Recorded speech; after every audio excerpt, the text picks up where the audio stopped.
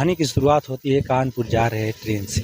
General डिब्बे के ऊपरी सीट पर सोया योगेश को नहीं पता था कि आज उसकी किस्मत बदलने वाली है। अचानक से ट्रेन एक स्टेशन पर रुकती है और वहाँ पे योगेश की आंखें खुल जाती हैं। योगेश उठकर बैठता है और बैठने के बाद उसकी निगाहें नीचे की तरफ जाती है। नीचे देखता है एक महिला बैठी है और उस महिला को देखकर योगेश पूरी तरह से आश्चर्य हो जाता है और उस महिला को देखने की कोशिश करता है। उसके दिमाग में एक सवाल होता है, जवाब होता है, अपनी तरह से पूरी तरह से कन्फ्यूजन में रहता है, क्योंकि इसको भी पूरी तरह से पहचान नहीं पा रहा था, मगर इस आशा में था कि लग तो वही रही है। दोस्तों, जब योगेश को कुछ अनुमान होता है, लगता है कि नहीं वही महिला है, तो महिला के ठीक सामने वाली सीट पर एक पुरुष बैठा होता है जो कि लड़का होता है।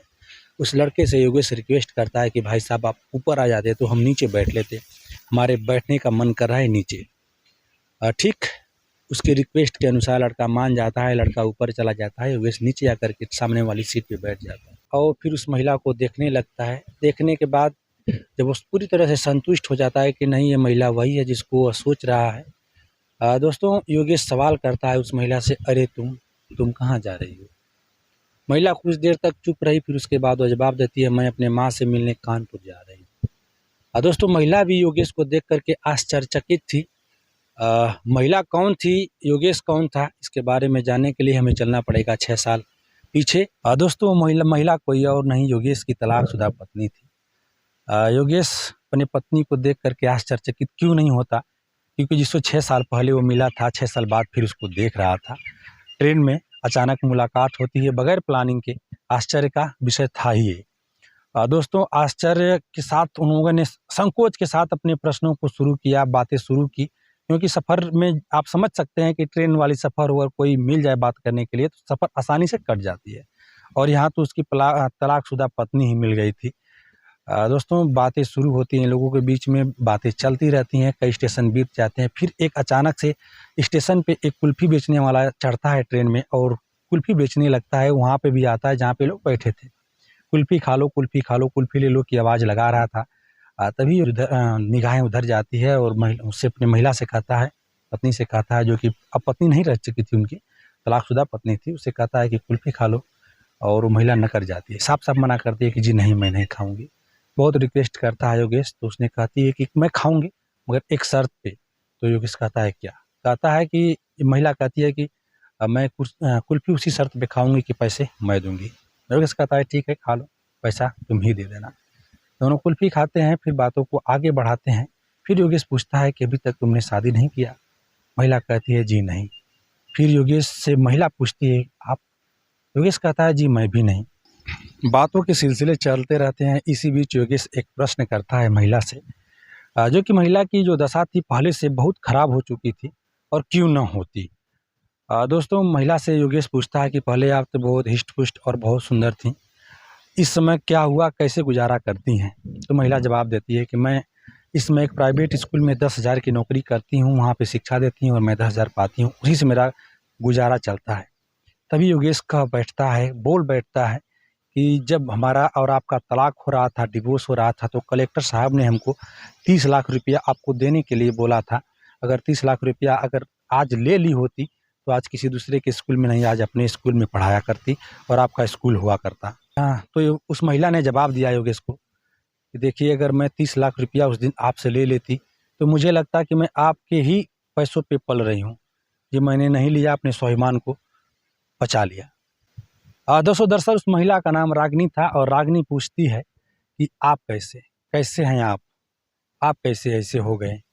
तो उस महिला को योगेश जवाब देता है कि मैं भी अब पहले से बहुत बदल चुका हूँ, शराब पीना छोड़ दिया हूँ, लोगों को परेशान करना छोड़ दिया हूँ, जो भी बुरी आदतें हैं उसको छोड़ चुका हूँ। फिर उसके बाद महिला एक और सवाल करती है कि माँ जी कैसी हैं? दोस्तों माँ जी कैसी हैं के सवाल पे उसने जवाब जो दिया वो कहीं न कहीं उस महिला को झकझोर दिया। योगेश ने जवाब दिया उस महिला को, यानी कि अपनी पत्नी को, रागिनी को, कि माँ अब इस दुनिया में नहीं रही। फिर उधर से रागिनी का सवाल होता है, दोबारा रिपीट वाला सवाल होता है, क्यों?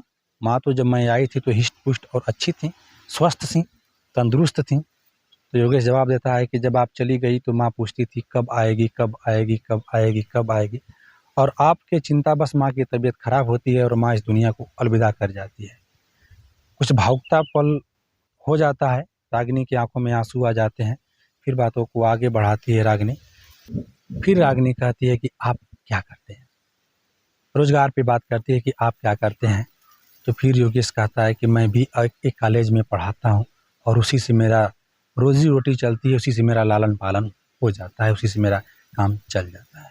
मैं बहुत गलत किया, आप जैसे पत्नी को छोड़ दिया, ये बहुत गलत किया, ऐसा कोई मूर्ख ही कर सकता है। और दोस्तों, रागिनी समझ चुकी थी कि योगेश के दिमाग में क्या चल रहा है, क्योंकि महिला थी और उसके बारे में कुछ न कुछ बहुत पहले से ही जानती थी, उसको भांप चुकी थी कि इसके दिमाग में क्या चल रहा है। संकोच के मारे वो भी सुन रही थी और कुछ कह भी नहीं रही थी। और दोस्तों, कानपुर स्टेशन आ जाता है और उन लोगों की बातें पूरी नहीं हो पाती हैं। तब तक वहाँ पे दोनों लोगों को उतरना होता है। उतर के महिला को लेट भी हो रहा था, अपने माँ से मिलने के लिए वो जा रही थी और योगेश उनसे जाते जाते पूछ लेता है कि उधर से वापस कब आना है। तो रागिनी का जवाब आता है कि कल 8 बजे। 8 बजे का सुन के उसने कहता है कि कल 8 बजे मैं आपका इंतज़ार करूँगा और 2 टिकट मैं ले लेता हूँ। उधर से हंसी के अंदाज में रागिनी कहती है कि अरे आप तो जनरल डिब्बे से जाने वाले नहीं हैं, आप तो स्लीपर में जाने वाले हैं। तो योगेश कहता है कोई बात नहीं, मैं 2 टिकट ले लेता हूँ। फिर दोनों अपने काम को निपटा करके, योगेश तो आधी घंटा पहले यानी कि 7:30 बजे स्टेशन पे पहुंच जाता है। 2 टिकट लेकर के इंतजार करता है। अभी तक रागिनी का कोई अता पता नहीं था। 8 बज गया, 8:30 बज गया, 9 बज गया, 9:30 बज गया, यहाँ तक कि 10 बज गया और रागिनी नहीं आई। तभी देखता है कि एक रागिनी जैसी ही महिला स्टेशन पे आ रही है, प्लेटफॉर्म पे दिख रही है। योगेश दौड़ के जाता है, देखता है तो रागिनी ही रहती है और उसको देख करके फिर से उसके दिमाग में, दिल में बहुत खुशी होती है और वो कहता है कि देखिए मैंने टिकट ले लिया है, मना मत करिएगा। रागिनी देखती है कि योगेश 10 बजे तक उसका इंतजार करता है। फिर उसके बाद ट्रेन में बैठते हैं लोग। रागिनी पूछती है कि आप गए नहीं, मैं तो 8 बजे वाली ट्रेन से आने वाली थी, मुझे 10 बज गया, लेट हो गया और आप इंतजार कर रहे हैं, मुझे लगा कि आप चले गए होंगे। योगेश कहता है कि जी नहीं, मैं आपका इंतजार कर रहा था। फिर लोग बैठते हैं, रास्ते में आइसक्रीम बेचने वाला आता है, फिर से आइसक्रीम लेते हैं, बैठ के आइसक्रीम खाते खाते इन लोगों ने बातें शुरू कर देते हैं फिर से। और योगेश अपनी बातों को रखना चाहता था, समझाना चाहता था कि मैं सुधर चुका हूँ, मैं अच्छा हो चुका हूँ, मैं पहले से बहुत अच्छा हो चुका हूँ। और इस बात को रागिनी भी समझ रही थी कि योगेश कहना क्या चाहता है।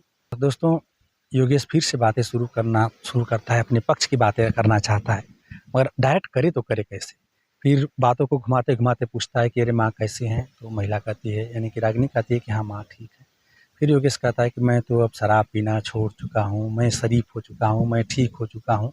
तब अपनी जो भी उसकी कमियां थी, जो भी बुराइयां थी, जिसके लिए वो छोड़ के गई थी, छोड़ा था जिन लोगों से, जिस वजह से उन लोगों के बीच मनमुटाव हुआ था, सारी जो कमियां थी उसको बता रहा था कि मैं अब अच्छा हो चुका हूँ, पूरी तरह से अपने पक्ष में बातें करने की कोशिश कर रहा था।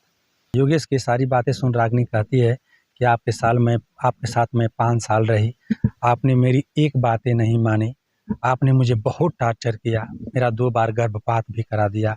अगर आपने मेरी बात मानी होती तो आज मेरा बड़ा बेटा 8 साल और छोटा बेटा 6 साल का होता। ये सब बातें सुन कर के रागिनी योगेश के कंधे पर सर रख कर के बच्चों की तरह रो रही थी।